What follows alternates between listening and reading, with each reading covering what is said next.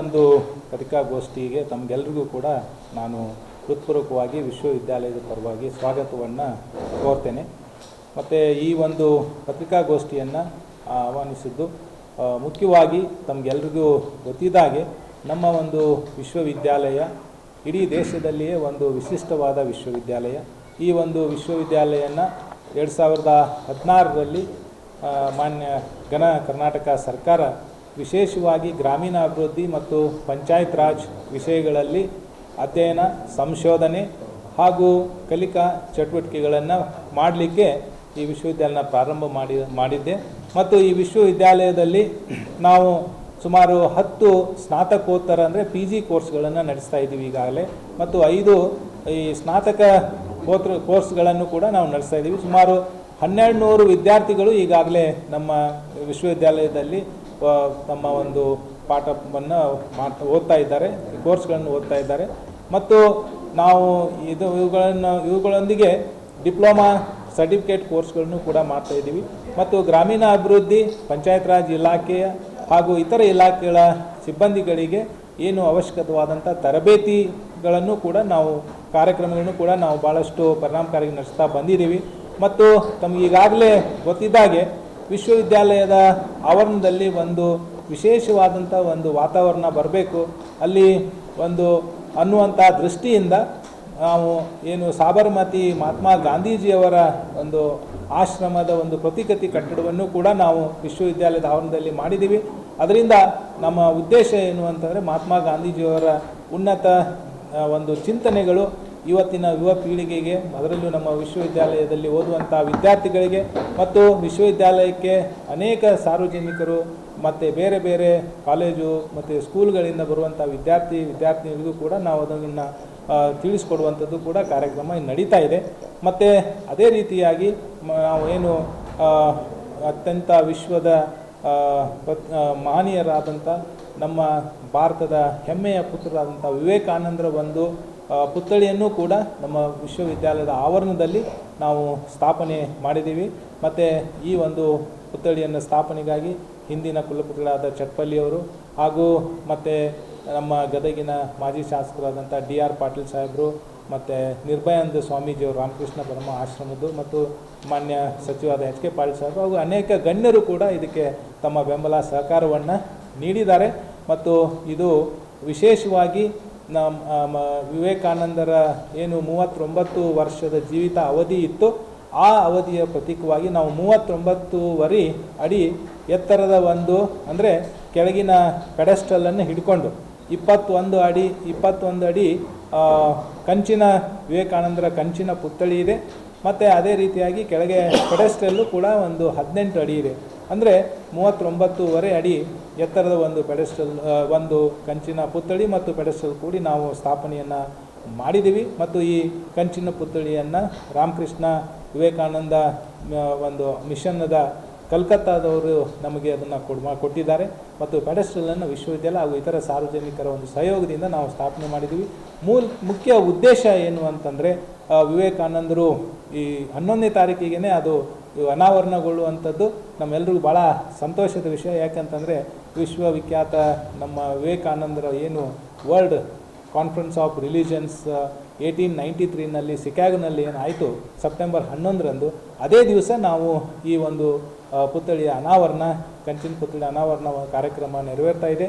ಮತ್ತು ಮುಖ್ಯ ಇದರ ಉದ್ದೇಶ ಏನಪ್ಪ ಅಂತಂದರೆ ವಿವೇಕಾನಂದರ ಆದರ್ಶಗಳನ್ನು, ಚಿಂತನೆಗಳನ್ನು ಮತ್ತು ಅವರ ದೇಶಭಕ್ತಿ, ಅವರು ದೇಶಕ್ಕಾಗಿ ಇಡೀ ವಿಶ್ವಕ್ಕಾಗಿ ಏನು ಅವರು ನೀಡಿದಂಥ ಕೊಡುಗೆಗಳನ್ನು ನಮ್ಮ ಯುವ ಜನರಿಗೆ ಮತ್ತು ಯುವಕರಿಗೆ, ನಮ್ಮೆಲ್ಲರ ಸಾರ್ವಜನಿಕರಿಗೆ ಅದು ಪ್ರಚುರಪಡಿಸುವಂಥದ್ದು. ಮತ್ತು ಅವರ ಒಂದು ಚಿಂತನೆಗಳು ದೇಶದ ಒಂದು ಅಖಂಡತೆಗೆ ಮತ್ತು ನಮ್ಮ ಇಡೀ ವಿಶ್ವವೇ ಒಂದು ಏನು ನಾವು ಏನು ನಾವು ವಿಶ್ವವೇ ಒಂದು ನಾವು ಏನು ಹೇಳ್ತೀವಿ ಅಂದರೆ ಇಂಡಿಯಾದಲ್ಲಿ ನಮ್ಮ ಸಿದ್ಧಾಂತವೇ ಅದೇ ಇದೆ. ಅಂದರೆ we consider whole world as hour brothers and sisters, ಅಂದರೆ ಯೂನಿವರ್ಸಲ್ ಬ್ರದರ್ಹುಡ್ ಅಂತೇಳಿ ನಾವು ಹೇಳ್ತೀವಿ. ಅದನ್ನು ನಾವು ಪ್ರಮೋಟ್ ಮಾಡೋದಕ್ಕೋಸ್ಕರ ಈ ಒಂದು ಕಂಚಿನ ಪುತ್ಥಳಿಯನ್ನು ನಾವು ನಮ್ಮ ವಿಶ್ವವಿದ್ಯಾಲಯದಲ್ಲಿ ಅತ್ಯಂತ ಒಂದು ಉತ್ತಮವಾದಂಥ ಜಾಗೆಯಲ್ಲಿ ಅದನ್ನು ನಾವು ಪ್ರತಿಷ್ಠಾಪನೆಯನ್ನು ಮಾಡಿದ್ದೀವಿ. ಮತ್ತು ಈ ಸಮಾರಂಭದಲ್ಲಿ ಅನೇಕ ಗಣ್ಯರುಗಳು ಪಾಲ್ಗೊಳ್ಳಲಿದ್ದಾರೆ.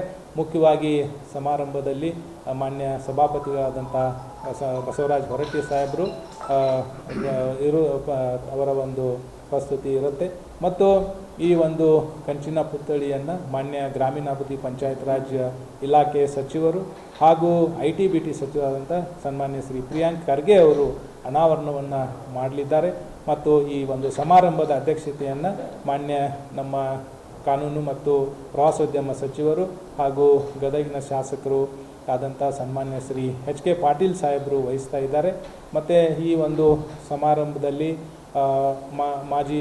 ಮಾನ್ಯ ಮಾಜಿ ಮುಖ್ಯಮಂತ್ರಿಗಳು ಮತ್ತು ಸಂಸದರಾದ ಬಸವರಾಜ ಬೊಮ್ಮಾಯಿ ಸಾಹೇಬರು ಮತ್ತು ಅನೇಕ ನಮ್ಮ ಏನು ಗದಗ ಹಾವೇರಿ ವಿಭಾಗಕ್ಕೆ ಬರುವಂಥ ಎಲ್ಲ ಸಂಸದರು, ಶಾಸಕರು ಮತ್ತು ಈ ಏನು ನಮ್ಮದು ಸುಂಡಿ ಮತ್ತು ನಾಗಾವಿ ಕಳಸಾಪುರ ಗ್ರಾಮ ಪಂಚಾಯಿತಿಯಲ್ಲಿ ನಮ್ಮ ವಿಶ್ವವಿದ್ಯಾಲಯ ಬರೋದರಿಂದ ಆ ಒಂದು ಪಂಚಾಯತ್ನ ಅಧ್ಯಕ್ಷರುಗಳು ಮತ್ತು ಇತರ ನಮ್ಮ ವಿಶ್ವವಿದ್ಯಾಲಯದ ಮಾಜಿ ಕುಲಪತಿಗಳಾದಂಥ ಪ್ರಥಮ ಕುಲಪತಿಗಳಾದಂಥ ಸನ್ಮಾನ್ಯ ತಿಮ್ಮೇಗೌಡರು ಮತ್ತು ಚಟ್ಪಲ್ಲಿ ಅವರು ಕೂಡ ಈ ಕಾರ್ಯಕ್ರಮದಲ್ಲಿ ಭಾಗವಹಿಸಲಿದ್ದಾರೆ. ಸೊ ಮತ್ತು ಮುಖ್ಯವಾಗಿ ಕೋಲ್ಕತ್ತಾದ ಏನು ರಾಮಕೃಷ್ಣ ವಿವೇಕಾನಂದ ಆಶ್ರಮದ ಸ್ವಾಮೀಜಿ ಇದ್ದಾರೆ, ಆಲ್ ಇಂಡಿಯಾ ಅಧ್ಯಕ್ಷರು, ಅವರು ಗೌತಮಾನ್ಜಿ ಅವರು ಕೂಡ ಈ ಒಂದು ಶುಭ ಸಮಾರಂಭಕ್ಕೆ ತಮ್ಮ ಒಂದು ಸಂದೇಶವನ್ನು ವಿಡಿಯೋ ಮೂಲಕ ಅವರು ಕಳಿಸ್ತಾ ಇದ್ದಾರೆ. ಅದನ್ನು ಕೂಡ ನಾವು ಕಾರ್ಯಕ್ರಮದಲ್ಲಿ ಅದನ್ನು ಪ್ರಸಾರ ಮಾಡ್ತೇವೆ.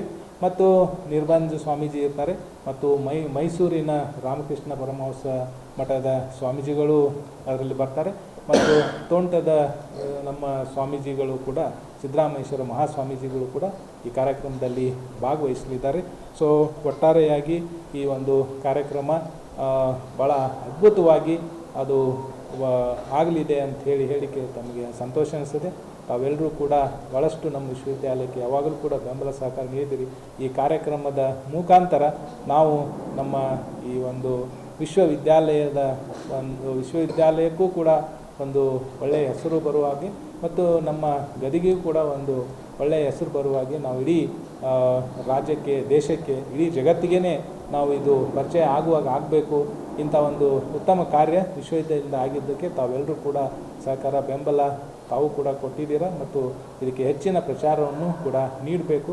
ಇದರಿಂದ ನಾವು ಉತ್ತಮ ಸಮಾಜವನ್ನು ನಿರ್ಮಾಣ ಮಾಡಲಿಕ್ಕೆ ವಿವೇಕಾನಂದರ ಚಿಂತನೆ ಮತ್ತು ಸಂದೇಶಗಳನ್ನು ನಾವು ಇಡೀ ರಾಜ್ಯಕ್ಕೆ, ದೇಶಕ್ಕೆ ಮತ್ತು ಜಗತ್ತಿಗೆ ಬಿತ್ತರಿಸೋಣ ಅಂತ ಹೇಳಿ ಮತ್ತು ಈ ಕಾರ್ಯಕ್ರಮವನ್ನು ನಾವು ಲೈವ್ ಸ್ಟ್ರೀಮಿಂಗ್ ಮುಖಾಂತರ ಯಾರಾದರೂ ಎಲ್ಲಿಂದಲೂ ಕೂಡ ಅದನ್ನು ವೀಕ್ಷಣೆ ಮಾಡಲಿಕ್ಕೆ ನಾವು ಅರೇಂಜ್ ಮಾಡಿದ್ದೀವಿ. ಅಂದರೆ ಯೂಟ್ಯೂಬ್ ಲಿಂಕ್ ಲೈವ್ ಸ್ಟ್ರೀಮಿಂಗು ಕೂಡ ಈ ಕಾರ್ಯಕ್ರಮ ನಡೆಯುತ್ತೆ. ಅದರ ಕುರಿತಾಗಿ ನಾವು ಸಾಕಷ್ಟು ಪಬ್ಲಿಸಿಟಿನೂ ಕೂಡ ಅದನ್ನು ಕೊಡ್ತೇವೆ.